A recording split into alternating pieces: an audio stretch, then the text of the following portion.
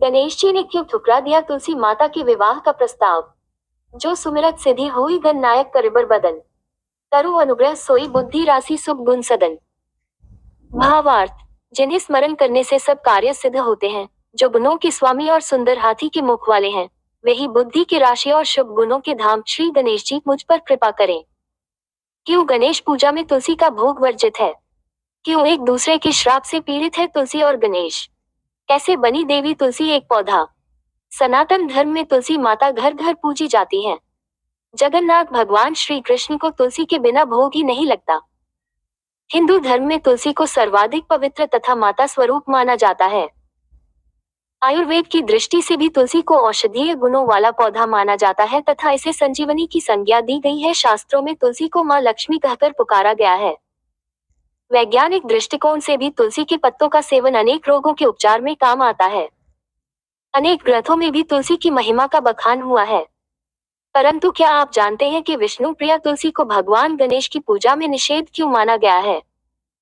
आज के विशेष लेख में हम अपने पाठकों को श्री गणेश और तुलसी के बीच पौराणिक काल के तथ्यों को बता रहे हैं।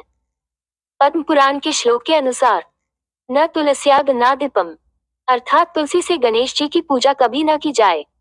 कार्तिक महात्म्य के इस श्लोक के अनुसार गणेश तुलसी पत्र दुर्गा नैव तु दूरवाया, अर्थात गणेश जी की तुलसी पत्र और दुर्गा जी की दूब से पूजा न करें।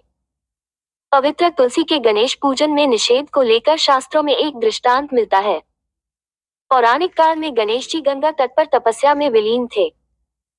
इसी कालावधि में धर्मात्मज की नवयौवना कन्या तुलसी ने विवाह की इच्छा लेकर तीर्थ यात्रा पर प्रस्थान किया। देवी तुलसी सभी तीर्थ स्थलों का भ्रमण करते हुए गंगा के तट पर पहुंची। गंगा तट पर देवी तुलसी ने युवा तरुण गणेश जी को देखा जो तपस्या में विलीन थे। शास्त्रों के अनुसार तपस्या में विलीन गणेश जी रत्न जटित सिंहासन पर विराजमान थे। उनके समस्त अंगों पर चंदन लगा हुआ था।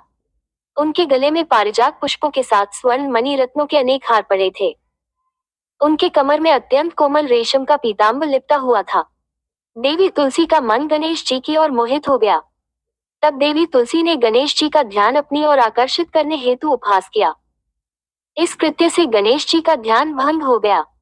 गणेश जी ने तुलसी से उनका परिचय मांगा तथा उनके आगमन का कारण पूछा। इस पर गणेश जी ने देवी तुलसी से कहा कि तपस्या में विलीन किसी ब्रह्म योगी का ध्यान भंग करना अशुभ होता है तथा तुलसी द्वारा किए गए इस कृत्य को अमंगलकारी बताया। तुलसी की विवाह की मंशा जानकर गणेश जी ने स्वयं को ब्रह्मचारी बताकर देवी तुलसी के विवाह प्रस्ताव को ठुकरा दिया। देवी तुलसी विवाह आवेदन ठुकराए जाने पर गणेश जी से रुष्ट हो गई तथा तुलसी ने क्रोध में आकर गणेश जी को श्राप दे दिया कि उनके 2 विवाह होंगे। श्रापित गणेश जी तुलसी से कुपित हो उठे और उन्होंने भी देवी तुलसी को श्राप दे दिया। गणेश जी ने तुलसी को श्राप दिया कि तुलसी की संतान असुर होगी तथा असुरों द्वारा कुपित होकर वृक्ष बन जाएगी। एक राक्षस की मां तथा वृक्ष बनने का श्राप सुनकर तुलसी व्यथित हो उठी तथा उन्होंने गणेश जी से क्षमा मांगते हुए उनकी वंदना की। तुलसी की वंदना सुनकर गणेश जी शांत हो गए तथा उन्होंने तुलसी से कहा कि भगवान श्री कृष्ण तुम्हारा कल्याण करेंगे और आपका ये दोष अमंगलकारी न हो। तब गणेश जी ने तुलसी से कहा कि तुम्हारी संतान असुर शंखचूर्ण होगा।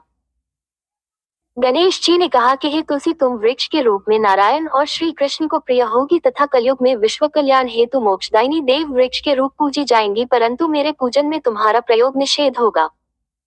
तब से ही भगवान श्री गणेश जी की पूजा में तुलसी वर्जित मानी जाती है।